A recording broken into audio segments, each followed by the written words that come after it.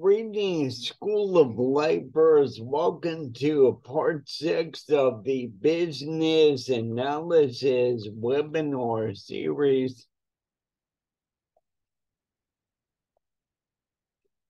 As always, I went to Carnegie Mellon University. I am a mechanical engineer with some software skills, and I combined the two over the years to do both major families of simulation for a wide variety of industries, applications, and architectures.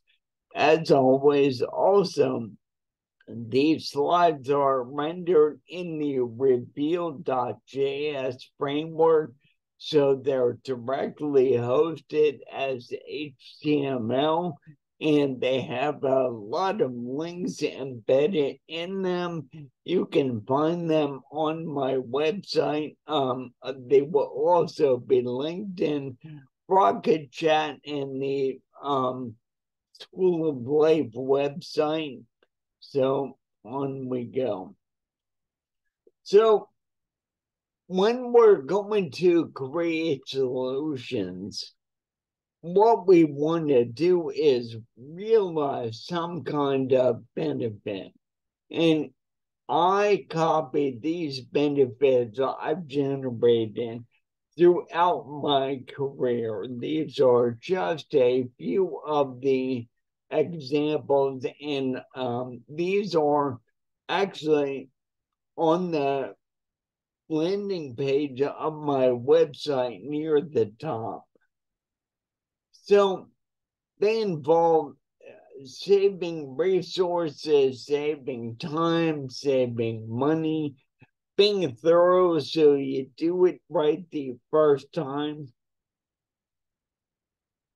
being accurate, making sure you actually solve the problem, creating problems that are robust, maintainable, understandable, clear, modular, flexible, and so on, and that they create value.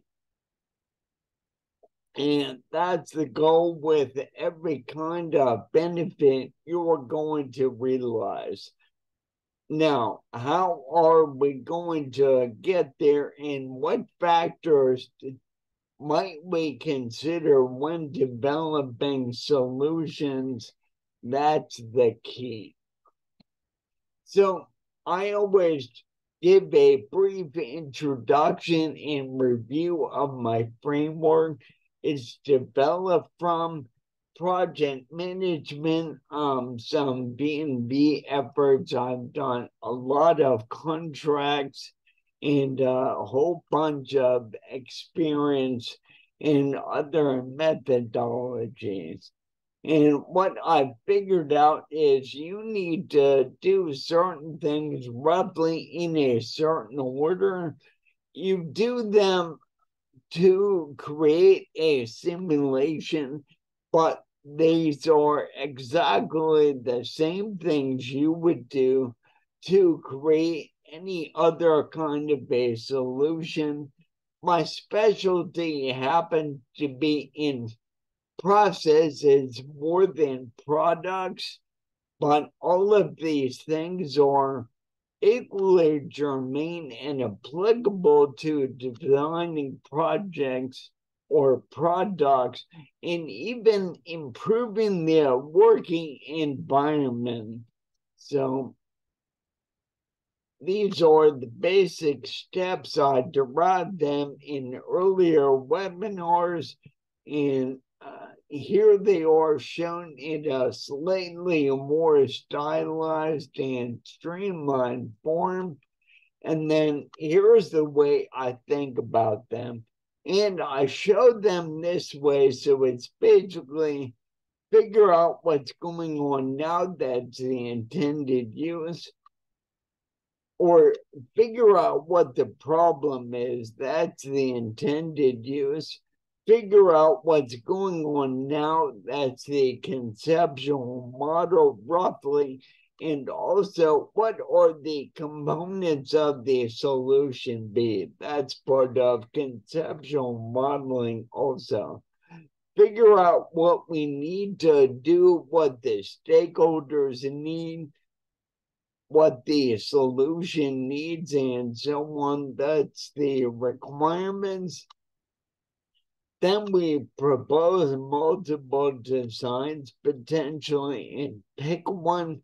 Then we implement it. Then we do testing, which includes verification, validation, and acceptance.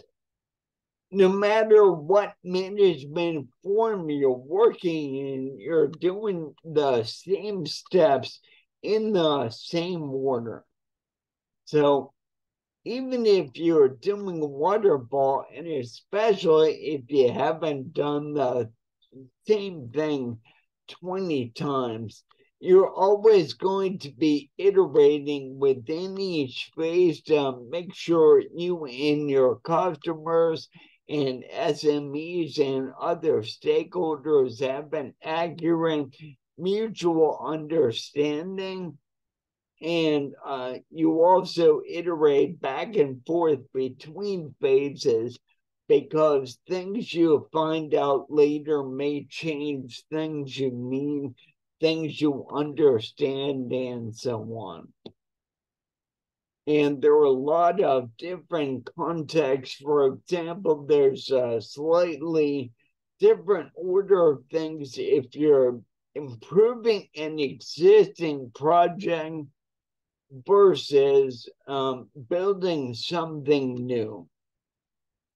And you keep track of everything. All items should be cross-linked forward and backward throughout the engagement process until everything is accepted.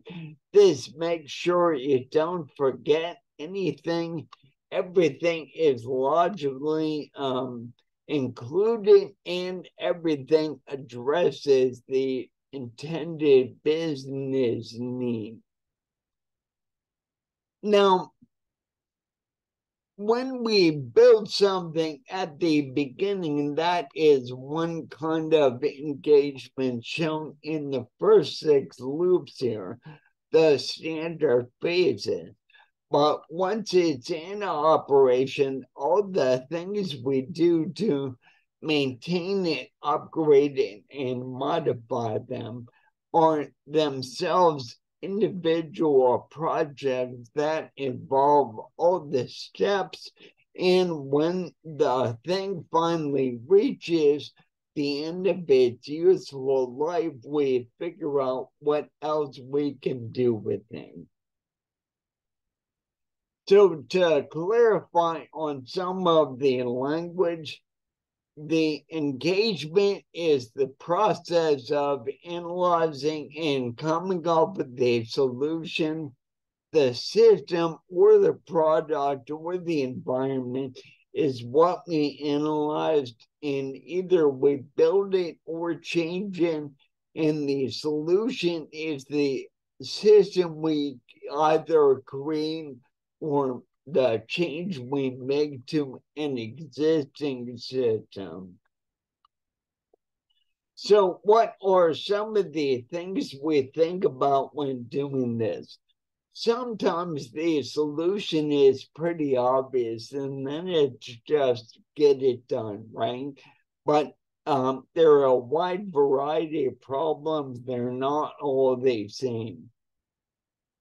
For every organization, 1 or 2 of the, maybe a little over a dozen different approaches I'm going to talk about are going to be the main things, but all the other things can come into play as well. And larger companies in particular may have departments doing a lot of different things, but most companies are only going to do a handful of things. even though there may be variations within that. We may do things a little differently based on whether we're doing something new from scratch or changing something that exists. And these categories I'm going to talk about, some of these may seem the same. I'm going to cover them all separately anyway, just to be thorough and just to give you different ways of thinking about things. This link here is a longer article that talks about all these different areas in text.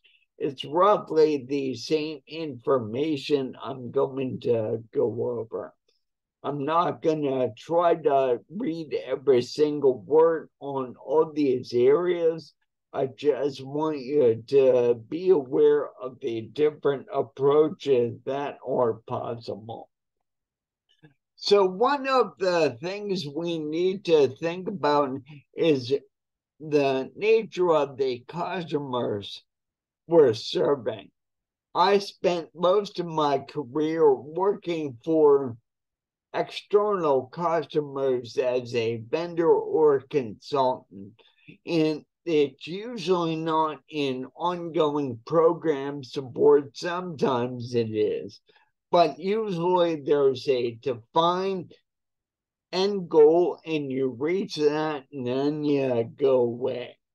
And if you think about the way Amazon runs or a theme park or something like that, if you work for their IT, you're always going to be in a continuous integration, continuous deployment environment. You're always going to be making changes, kind of a continuous operation. And that usually means you're serving internal customers.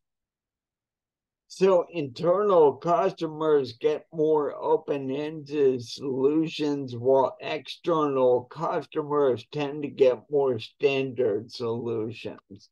So I wonder about Amazon, for example. They have all their sorting and transport hardware in their warehouses. Do they have internal teams that do that, or do they have external vendors that come and put them in one at a time? I know when the companies I worked for did control systems, and there are companies that put luggage systems in airports. Whether those are done generally by external entities.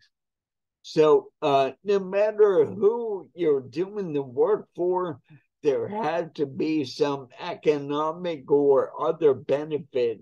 Otherwise, you're not doing the work. So a standard solution basically has to do with the business that you're in and the niche that you occupy. So even very large businesses will have a limited number of things that they do. For example, General Electric said, they did everything from consumer electronics to power plants to jet engines. And Jack Welch at one point said, we're not going to be in any business unless we can be number one or two in that space. And he later said, well, maybe that was too limiting for us, but it's interesting. So no business generally deploys every kind of solution. If you're working inside a organization, you'll tend to do a lot of little things, but even then there's one or two main things you're trying to do. So the businesses I worked for did the same thing. They were actually all kind of related to each other. And that's why I know these methods, even though these things are all related to each other and not much related to what you might be doing. Notice this one here, document imaging systems for business process reengineering efforts. Those were just general businesses with business rules, handling a lot of paperwork and other information. It was generalized stuff. We did banking, healthcare, insurance, legal stuff, payroll systems. So these methods work in any situation. And there was only one time when I worked in an internal ongoing CI/CD type IT shop.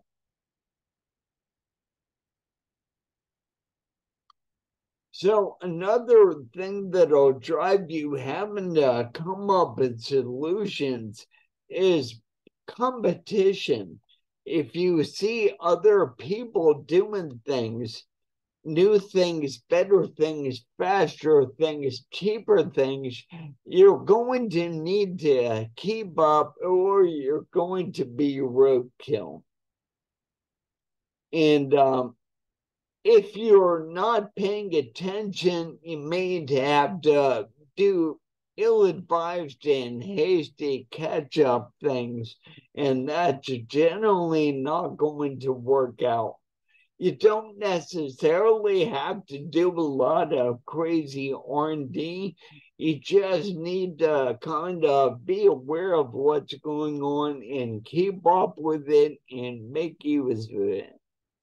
If you aren't trying to always get better, then you've just made yourself a job and not a career or a growing concern.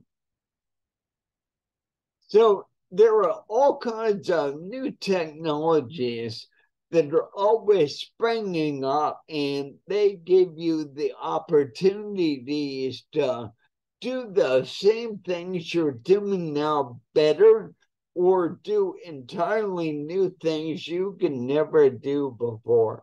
And I list a handful of examples here where people knew for a long time that certain things could be done, or they would see a need for something, or they just see some little device and it gave them a really cool idea for how to do things.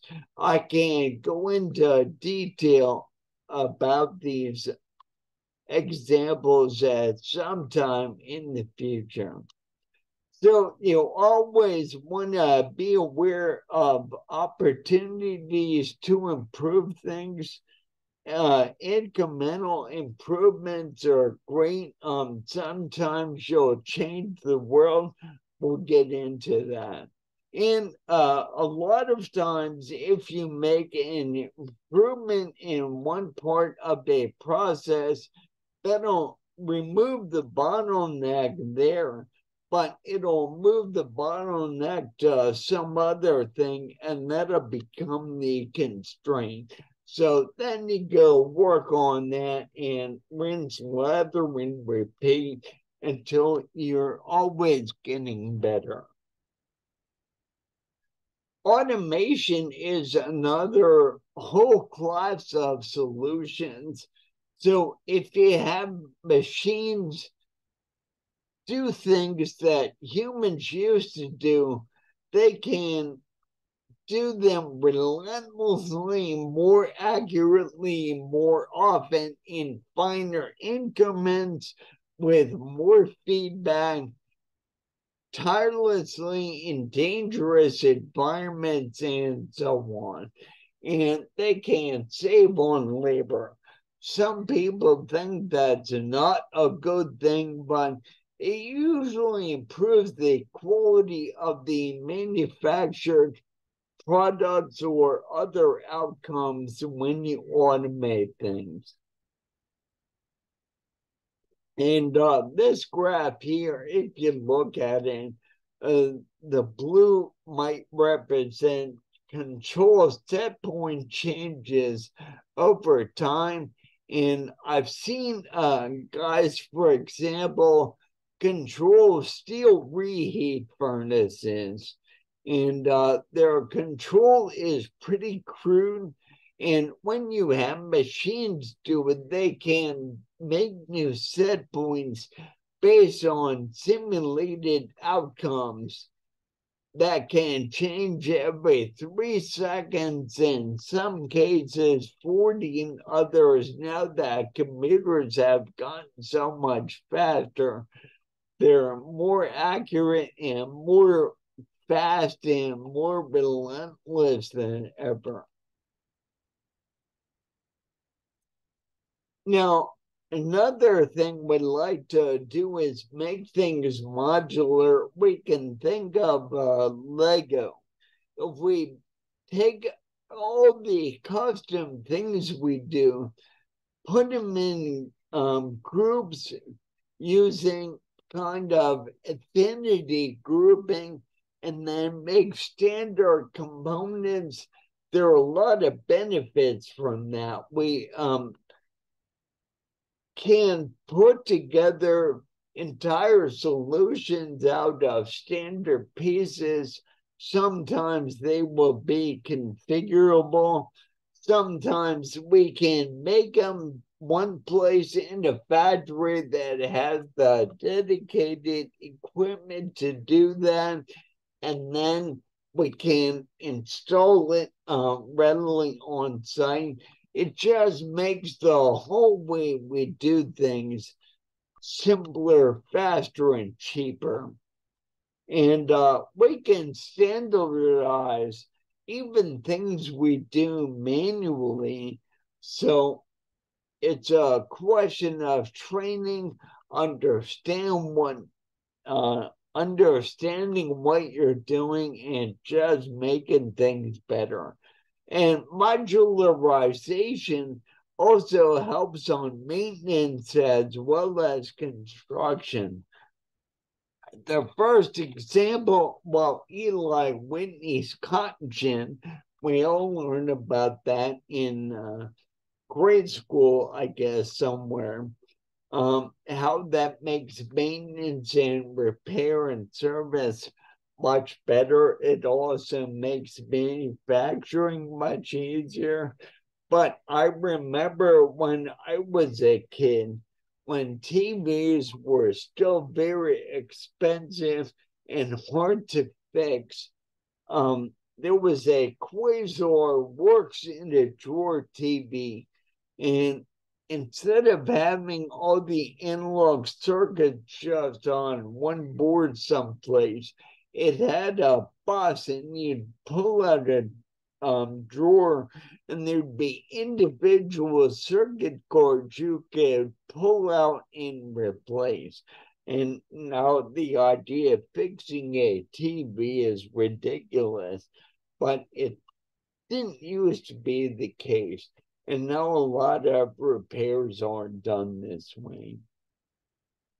So rearrangement or streamlining.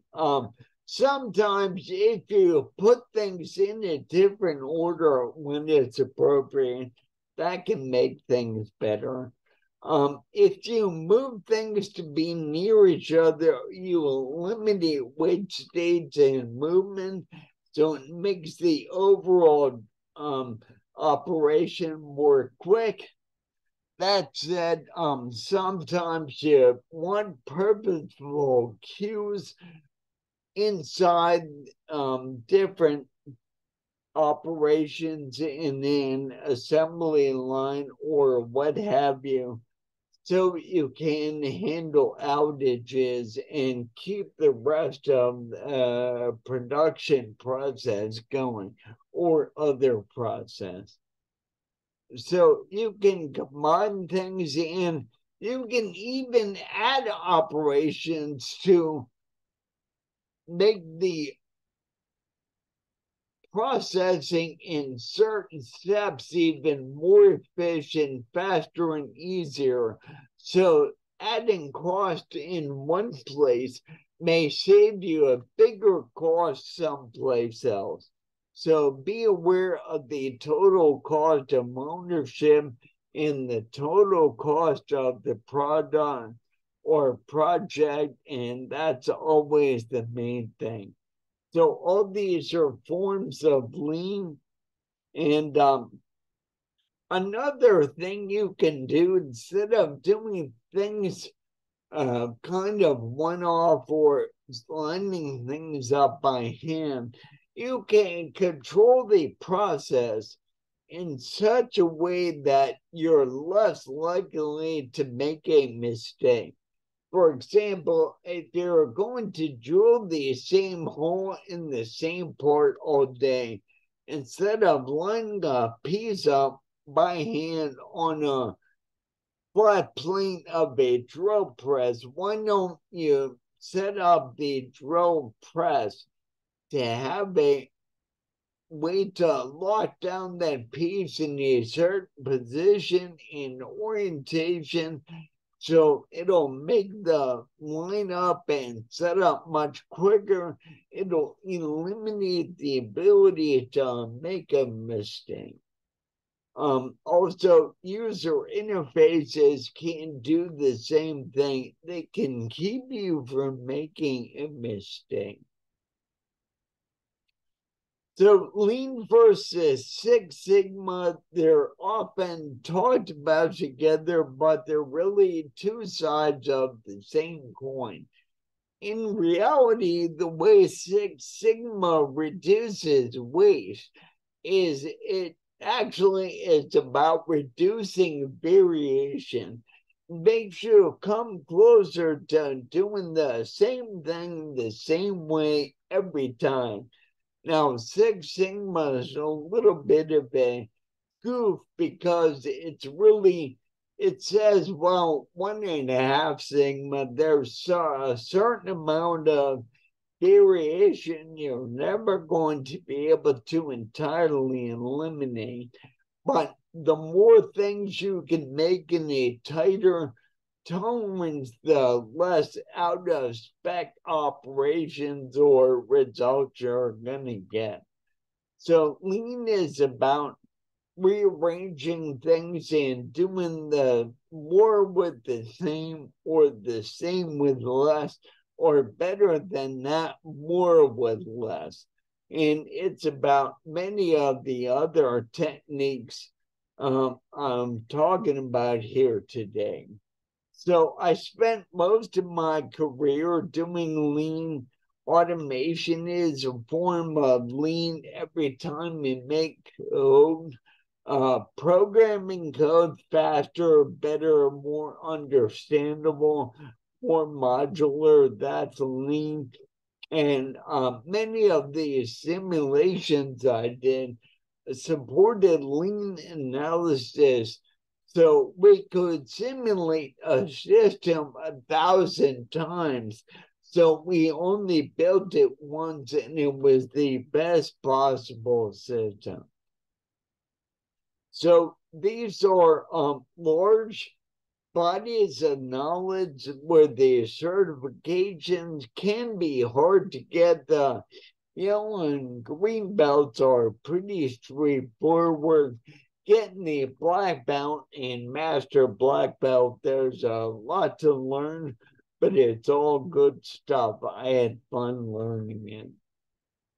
Profiling is another thing. It basically says where are most of your resources going in terms of time, in terms of material, in terms of money. And those are probably the places, not always, but very likely, places where if you make improvements to those aspects of your operation, you can realize the greatest improvement. So I know that they had profilers that would examine computer code and see what functions ran what percentage of the time your code ran, and then you would devote effort to making them better first, and then eventually the amount of effort they would take to get meaningful improvements wasn't worthwhile, so you would stop. I have written a bunch of systems where 85% of the execution time of the system was in one subroutine, basically a matrix calculation I would do over and over. And I did a thing called extreme loop unrolling, and I go into detail at the link, which made that section of code run 30% faster. And once I did that, there was no point in really spending any effort making anything else faster. It was just a point of, at that time, making everything else more clear and understandable. Oh, this applies in many other situations. A few years ago, I met a gentleman who's in our circles that looked at the materials his products were using. And he actually asked the question, well, are there any other materials that'll do the job the same way this does, but that are cheaper? And he talked to a few people and found out he could use a different grade of stainless steel, and he saved himself and his customers a lot of money. So that's that particular gentleman is always trying to improve and apply these techniques for solutions everywhere in his business all the time, which is the way it should always be, ideally.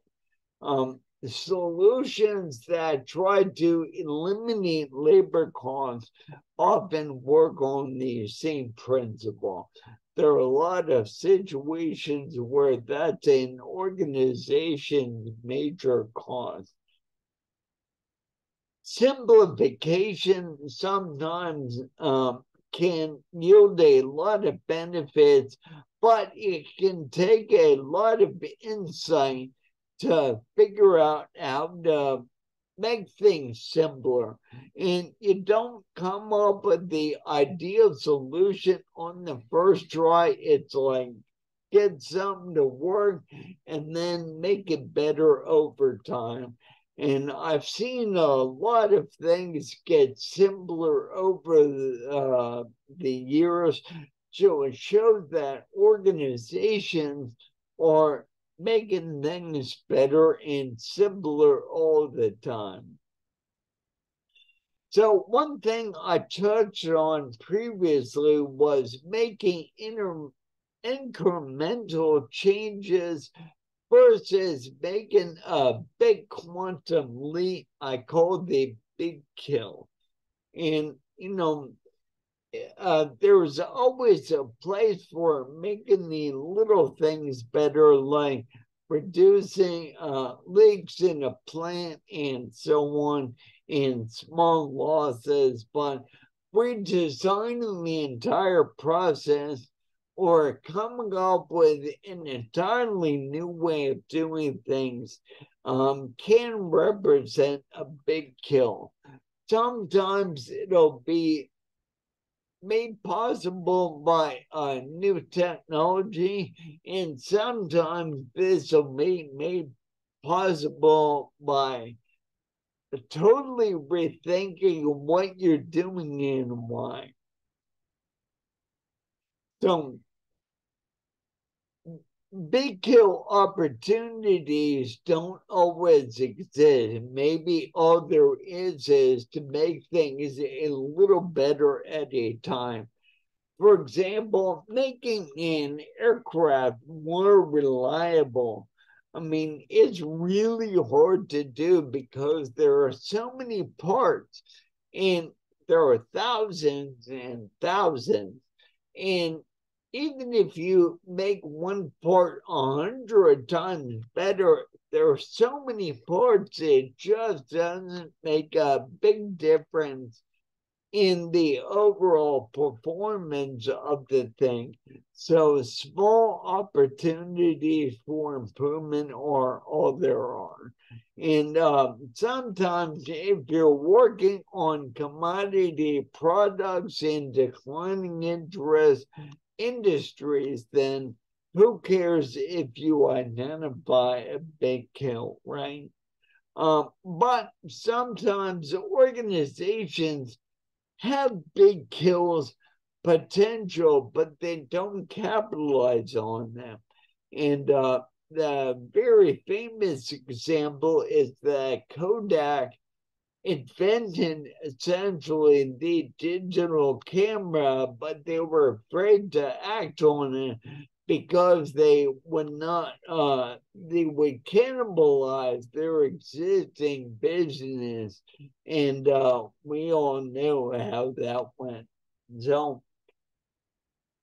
I talked about this before. When a system reaches the end of its life, you can get rid of it, you can upgrade it or modify it to keep it going or improve it in some way. You can replace it with something entirely new. You can repurpose it. I know that newsprint lines in the paper industry, they'll sometimes refit and reconfigure the existing production lines to make lower volume specialty papers like wrapping papers or tissues and things like that. And then another potential solution is to sell the entire process to a company in a third world country, pack it up, let them set it up on site. They can get it for pennies on the dollar, and it makes sense in that context. It makes economic sense there. Entirely new solutions. If you're going to do something entirely new, you can both look at every single thing that you're doing from every possible angle, but you can also really look at the core of what you're doing and reconceptualize it. So, for example, houses, they've tried a lot of different ways to make them better and build them more efficiently. They are mobile houses, prefab and component houses.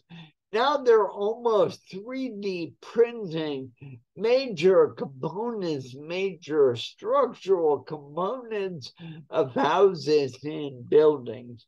In other cases, they're doing other forms of additive manufacturing where you make the desired complex shape from the ground up instead of starting with the hunk and machining it down from every angle. So there are a lot of reconceptualizations that happen. So Xerox, as an example, said, we make copiers, but is that really, or is that really what we're about? And they reconceptualize what they're doing to say, really, we're a document handling company. And that gave them an understanding of how best to leverage their current product lines and so on. So they did that, and that was very successful.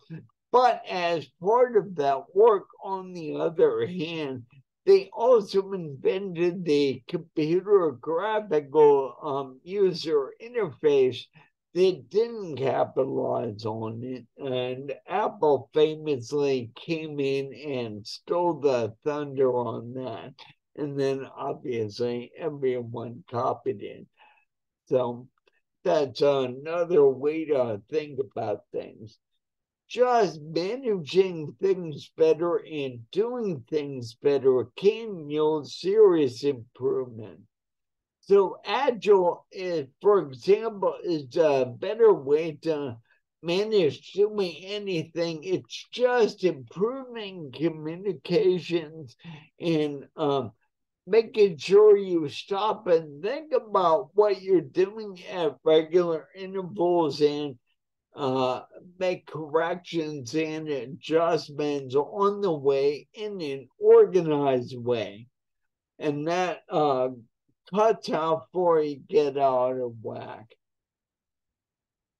There are many kinds of maintenance techniques that have led to improved performance. So doing scheduled maintenance heads off a lot of bad outcomes. And now there's a thing called condition-based maintenance, where you monitor certain aspects of performance, and when you see things go awry, but before things fail, you can go ahead and take action to head off the bad stuff. But that you might be able to go longer than you would doing scheduled maintenance in some situations. So that's kind of a management breakthrough. And just-in-time manufacturing is a huge breakthrough as well. The actual processes on the manufacturing line don't change, just the way it was conceptualized and managed and fed. And this is true not just in manufacturing, but shelf stock in stores and whatever operates on the same principle. So I know I saw trucks waiting at border crossings that were active parts of, say, Walmart's supply pipeline. And that truck full of goods could be shipped anywhere, but it was just a form of remote, flexible storage. So again, that takes a big IT system to manage. So that in itself is a solution, but it's not changing the direct process. It's changing the management of it. There are a lot of general technical solutions. There are some standard software tools and hardware and testing equipment that make things general. The main kind of thing I want to point out here is there's a technique I learned, or a body of solutions I learned, that used to be called TRIZ and is now called ARIZ. And it is basically a Russian engineer took a look at all the patenting, all the patents that were happening in the old Soviet Union. And he actually saw the same patterns over time. And a lot of the patents really fell into 50 categories of standard solutions. Like if something's too big to carry around, you can break it apart. Think about a fishing rod. You can pull apart into sections to make it easier to transport. That's a kind of standard solution. So that is a standard general technical solution. Environmental improvements. I talked before about how you can apply business analysis techniques and solutions to processes and products. You can also apply them to analyzing and improving a working environment in industry or competitive or regulatory environment, and even the physical environment. Here I have a little bit of a rant about making sure you actually analyze what's important and what makes actual sense, and not get trapped in conceptions that most people have that are wrong. That's a deeper discussion for another day, but just something to think about. So let's return where I started. The purpose of an organization is to generate benefits. So business analysis techniques, you can use them individually for your own stuff you're doing, but really they're more geared toward organizations, many people working together, getting them to communicate and so on. So you're trying to generate benefits for everybody in the value chain, all the stakeholders, everybody that's affected, customers, owners, employees, suppliers, interface organizations, vendors, stockholders, whomever. And the manager should always be thinking about all these things as ways to generate value. And here I link to an article about how the operations or steps, or how I think about adding value in every phase of a project. So the types of benefits realized are generally iron triangle of cost, time, and quality.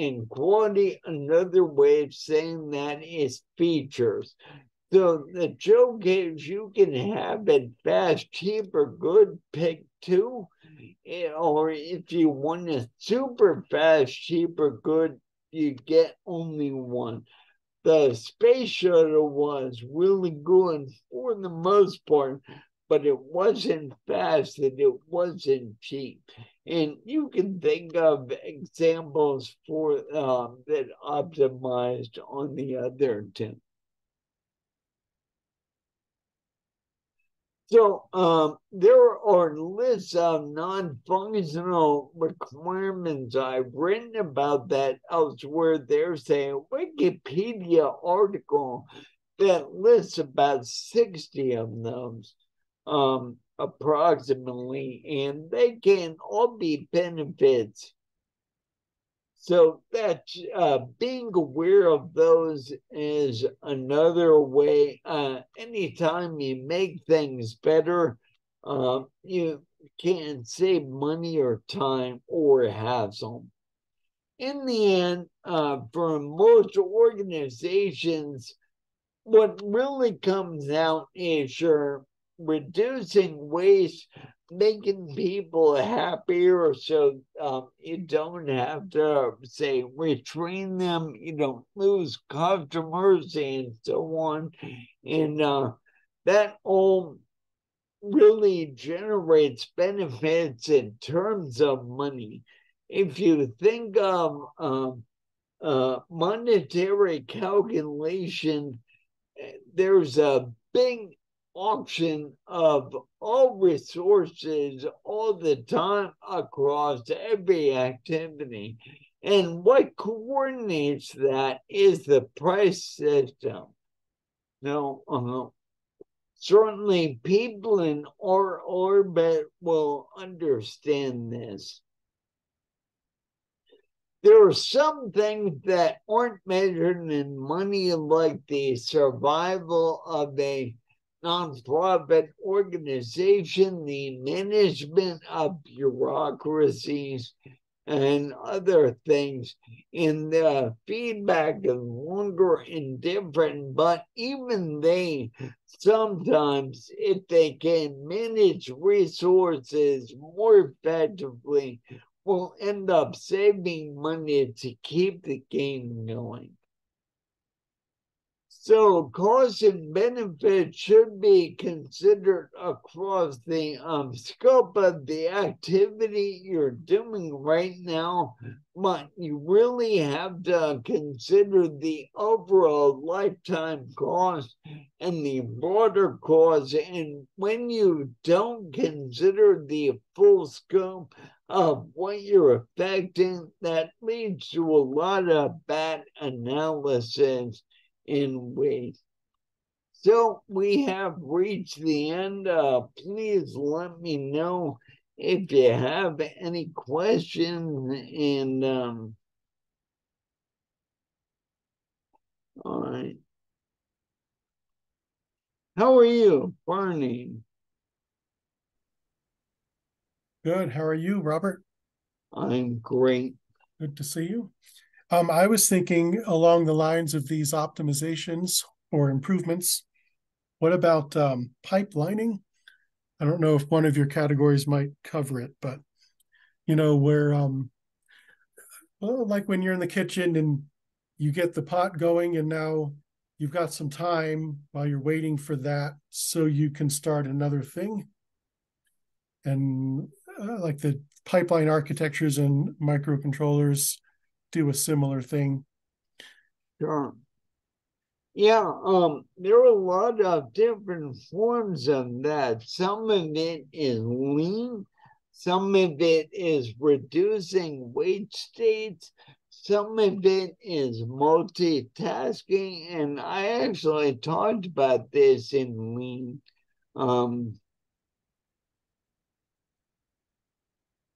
Where you actually put things together, or no, I remember what it was. It was actually adding steps to make the overall process faster. So what you're going to do, for example, if say you're a dentist, you're a high skilled, a high cost resource. You can go into a room and here we go. You can go into a room and get out all the supplies you need and set them up. And you might do that better than an assistant, but really where you're making money is having your hands in a patient's mouth. So if you can have an assistant, lower paid, lower skilled, come in and do all this setup for you, and they can even use a template to make sure they don't make a mistake, so it eliminates errors. You're adding a resource, but you're saving yourself time. It's the same thing with lawyers. Like, right, a lawyer may be a more efficient file clerk and researcher than a paralegal, but it's still better to have the paralegal do a lot of things so they can do the high value activity. That is a comparative advantage, as you know. Sure. Okay. So you're equating. I see how there's a correspondence. I feel like it's a little bit different, but I see the connection you're making. You have Here's two different another pieces. example. It's one you actually came up with. So along about the 586 of the Intel processors, right?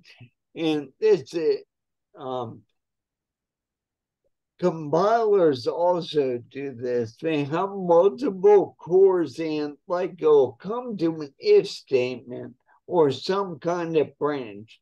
The code will run in both branches even before it knows which branch it should take.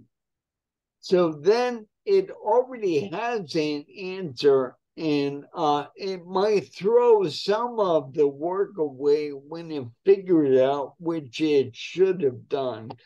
But, you know, overall, you've used extra resources, but the overall problem gets solved faster. So that might be an example also. There are a lot of ways to slice and dice this thing. Mhm. Sure.